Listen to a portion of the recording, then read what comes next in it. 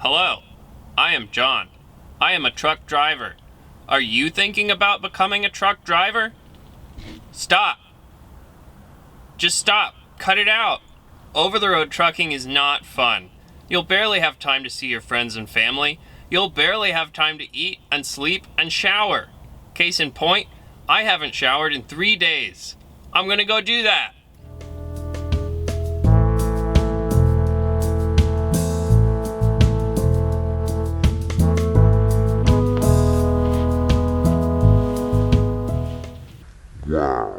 It sure feels neat to not be encased in a layer of dried sweat and dead skin cells. Look, I do have some important tips about becoming a trucker coming up very soon in this very video. But hear me out. With just a little more time and effort, you could learn a real trade and live in a real building and have a real life outside of staring at interstate highways and sleeping in gas station parking lots. You could become a plumber, a welder, an electrician, an HVAC technician, a millwright, a machinist, a dental assistant, a pilot, an elevator mechanic, a mortician, a power line installer. The list goes on. There are a ton of good jobs that are always hiring and that don't require a 4-year degree. Don't go straight into trucking without looking at other options. Trucking isn't going away anytime soon. Try something else first. I'm gonna go put a shirt on. Alright. If you're dead set on becoming a trucker, here's the most valuable piece of advice I can give you in 5 words or less. Get a workforce development grant. Workforce development grants help you learn a new job skill without having to pay full price for vocational training. It's not a loan, it's literally the government helping you pay your tuition, like they should for all tuition. How much is available will depend on where you live.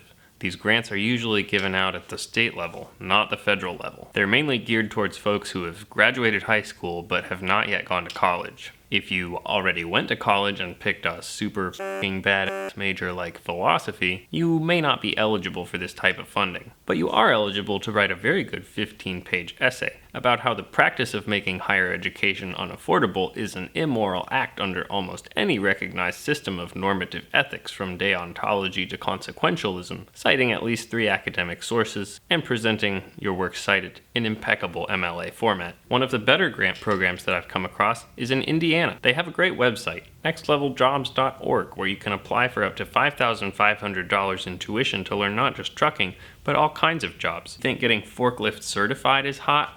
Well, check this out. You can use the money to get certified as a boiler pressure vessel inspector by the National Board of Boiler and Pressure Vessel Inspectors. That sounds very hot.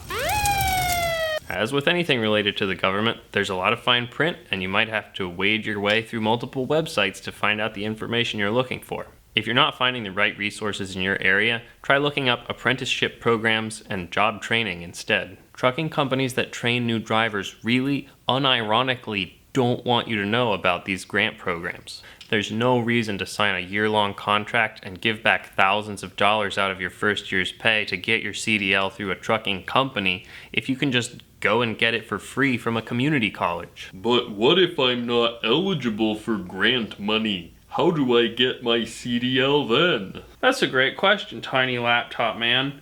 Make sure you've explored every avenue before you give up on government funding. I've learned about even more search terms that you should Google since I recorded the first half of this video. Look for vocational school scholarships. Try to get a Pell Grant. But the most important move is to contact your state employment office and ask them about tuition assistance programs. These programs are funded by the Workforce Innovation and Opportunity Act, but the programs themselves go by different names in every area.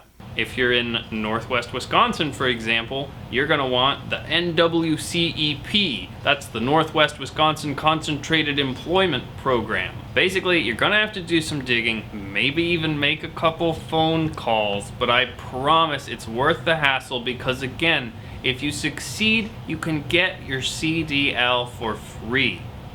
Or your BPVIL, whichever you prefer. If you take the easy way out and go straight into a company training program, they're gonna make you sign a contract on day 1, and if you leave early, you're gonna owe them between $5,000 and $10,000, and that is like the opposite of free. If you really can't find a way to get the United States government to pay for your training, then you'll have to decide whether you want to get trained through a school on your own dime or a loaned dime, or whether you want to sign a contract with a training company like I just described. I have a sequel to this video coming out really soon where I'm going to give you some tips about how to make that decision.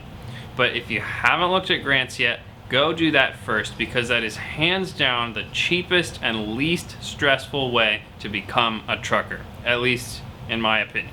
And hey, one more thing, and this is important. I love to goof around. I love to poke fun at how absurdly bad trucking can be sometimes, but I'm not trying to crush anyone's dreams here.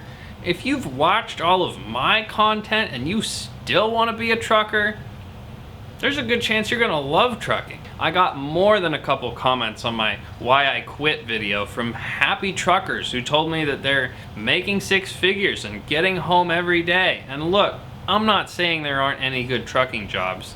There are. You can get them. Heck, maybe even I could get them. You can even go out and buy your own truck. You can buy multiple trucks. You can own your own trucking business. These are all things that you can do, and you can make a lot of money doing them. You can also make a lot of money cooking methamphetamines in a secret lab underneath a commercial laundromat. Look, all I'm saying is, just because you can make a lot of money doing something doesn't mean that you should go out and do it. And it definitely doesn't mean that you'll enjoy doing it. I would know. I got paid more money than I've ever been paid in my life during my 3 years as a truck driver, and I still quit. If you truly love driving and you've heard me complain about all the downsides and you still want to do it, go do it. You'll be earning decent annual wages, you'll always have a skill to fall back on, and you will open the doors to some real entrepreneurial opportunities later on. Also, I will personally be thankful to you, because without truckers, we would all starve. On the other hand, if you're just looking into truck driving because it pays well, then keep this in mind. For all the time and effort that it takes the average person to become a highly paid professional truck driver, you could become a highly paid professional in 1,000 other different fields that will offer you a more well-rounded and interesting life than sitting in the cab of a truck for 14 hours a day ever could. Or maybe not. I don't know. It's not my job to tell you what things are well-rounded and interesting. What am I, your dad? My point is, a lot of truck drivers don't get paid nearly enough for the risks they take on and the time they put in. And because of that, I don't want to encourage you to take on those risks and put in that time unless you're like really super duper sure that driving a truck is like the only thing you want to be doing for the next 2 to 5 years. Also, why the heck would you listen to my advice about anything? Geez, don't do that. I'm not a life coach, I'm just some guy on the internet. But I do very much appreciate you consuming my online media content, and I'm very much looking forward to speaking to you through this internet rectangle again very soon. The link to part 2 will be in the description once I finish it, and I'm gonna go work on it now. Thank you, and God bless.